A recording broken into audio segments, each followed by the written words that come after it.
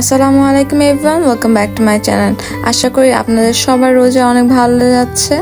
আজকে আপনাদের সাথে শেয়ার করব রংপুরের খুবই একটা ফেমাস আইটেম ছোলা বিরিয়ানি অথবা বুট বিরিয়ানিও বলা হয়।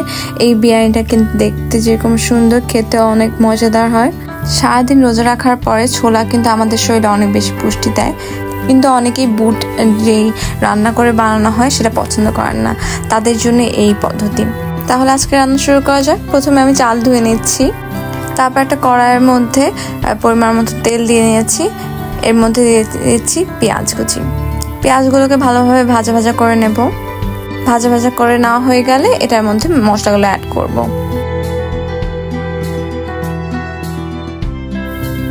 এই তো পেঁয়াজটা যখন একটু ব্রাউন ব্রাউন কালার এসে গিয়েছে, তখন আমি এর মধ্যে দিয়ে দিলাম টমেটো কুচি। আর ছোলা কিন্তু ভিজিয়ে রেখে তারপর সিদ্ধ করে এটার মধ্যে অ্যাড করতে হবে। তারপর আমি এখানে সামান্য পানি অ্যাড করে দিলাম। এখন দিয়ে দিচ্ছি হলুদ গুঁড়া 1 চামচ পরিমাণ, ধনিয়া গুঁড়া 1 চামচ পরিমাণ, মরিচ গুঁড়া 1 চামচ পরিমাণ। আপনারা আপনাদের মতন ঝাল বাড়িয়ে কমিয়ে নিতে পারেন। এরপর দিয়ে দিলাম গরম মশলা গুঁড়া 1 চামচ পরিমাণ, দিয়ে দিচ্ছি স্বাদ মতো লবণ। এখন আলু কুচি করে দিয়ে দিচ্ছি। অনেকটা ছোলা রান্নার মতনই। সবগুলো উপাদান দেওয়া শেষ। এখন এগুলোকে মিক্স করতে হবে ভালোভাবে। আদা বাটা দেওয়া বাকি ছিল, এখন আমি আদা বাটা রসুন বাটা মিক্স করে দিয়ে দিচ্ছি। 1 চামচ পরিমাণ দিয়েছি আদা বাটা রসুন বাটা।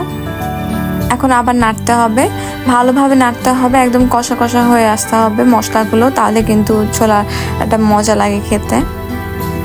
যখন মশলাটা থেকে সুন্দর গন্ধ আসবে তখন বুঝে যাবো যে ছোলা রান্না হয়ে গেছে। এই পর্যায়ে চাল ধুয়ে রাখাটা সেটা আমরা অ্যাড করে দিচ্ছি।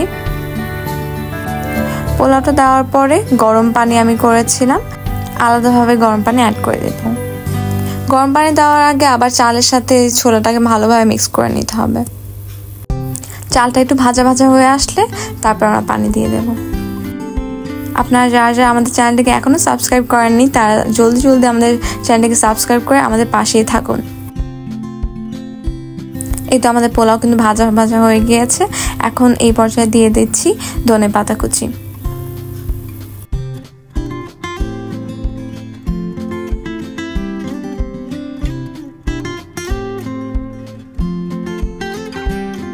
দিয়ে দিচ্ছি কাঁচা মরিচ। আমি এখানে 3-4টা কাঁচামরিচ কুচি কুচি করে দিয়েছি।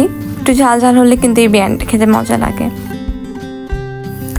ধনেপাতা দেওয়ার পরে গরম মশলা গুঁড়া দিচ্ছি আর একটু তেজপাতা, আবার মেখে নিচ্ছি। তারপরে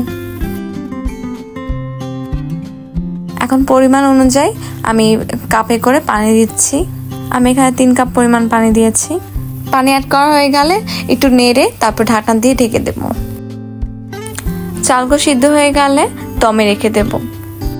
এই তো আমাদের রংপুরের বুট বিরিয়ানি রেডি হয়ে গিয়েছে। খুবই সুন্দর স্মেল আসছিল।